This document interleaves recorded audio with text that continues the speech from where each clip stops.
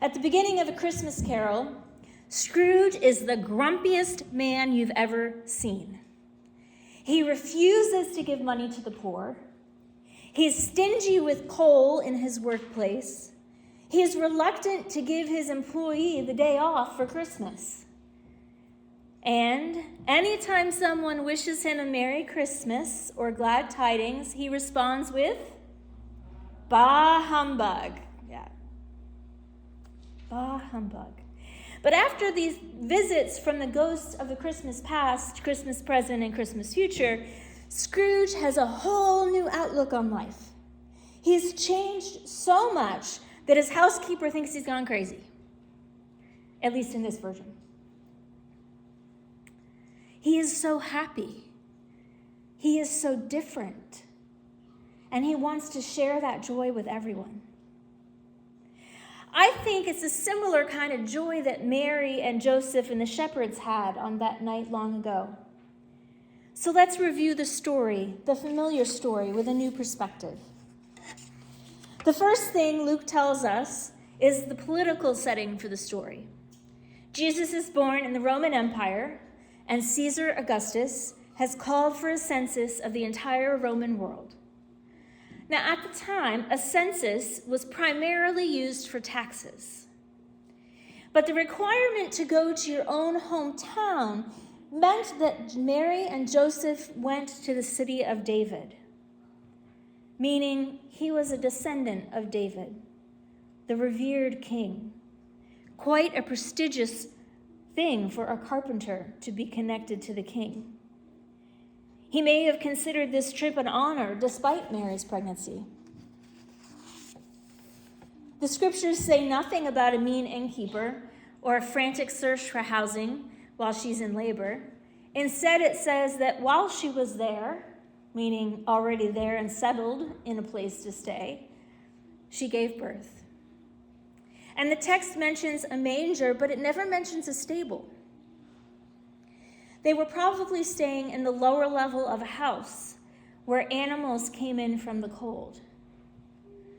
The inn wasn't what we think of today as a hotel or an inn. It was probably more like the home of an extended family member, and the guest rooms were already taken by other family members. The family then wasn't as far away as we imagine. They were probably right upstairs in the main part of the house as this was happening. The manger itself is a symbol, for the infant is placed in the feeding trough, and he is also referred to as the bread of life or the bread of heaven. That infant came so that we might be spiritually fed. In some ways, the manger is like using a dresser drawer or a box as a crib. That's still practiced in parts of the world today. You simply use what you have to keep the baby safe. And Mary didn't just place the baby in the manger. She first wrapped him in swaddling clothes. Not rags, not her own clothing, but appropriate baby swaddling clothes.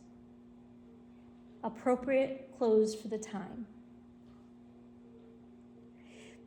So while we imagine a difficult, uncomfortable birth in the midst of travel and chaos, it was likely a birth full of blessings. And they were honored members of David's lineage. They were settled in Bethlehem before they gave birth. The manger provided a safe place for the baby to lay. And family wasn't too far away. And swaddling clothes were available. This birth wasn't so much of a hardship as we might imagine. It was a blessing to this family just as much as it is a blessing to the world.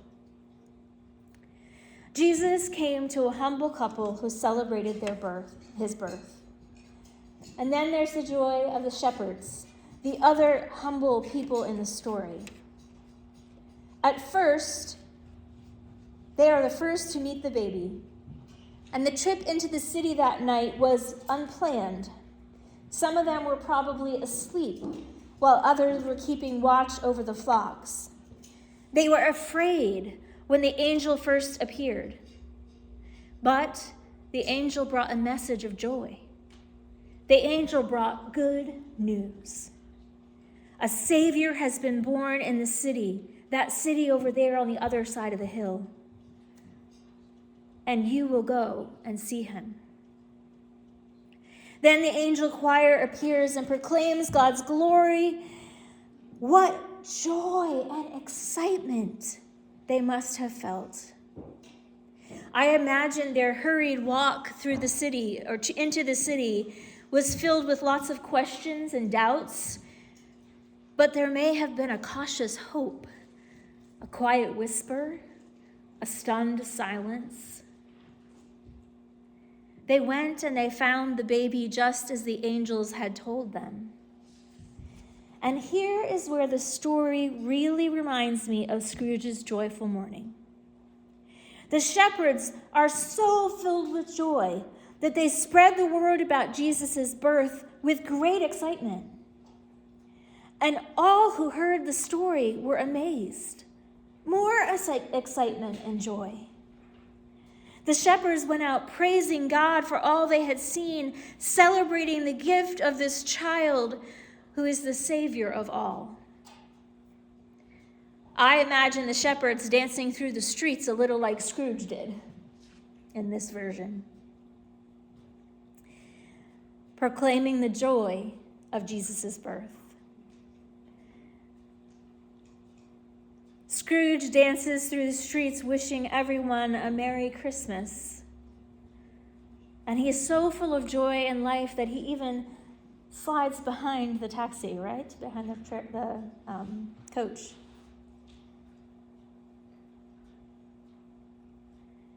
Scrooge is proclaiming the joy of Christmas, just like the shepherds. The glory of the Lord has come. This joy is bursting out of him so much that he wants to share it with others. He knows that he has not always shared the love and the joy of Christ, but he believes he has been redeemed. He has been given a second chance to live Christmas well throughout the year. But it is his visit to nephew Fred's house on that Christmas Eve night that confirms his redemption. This is where he finds true forgiveness for having been a terrible uncle. This is where he finds new life.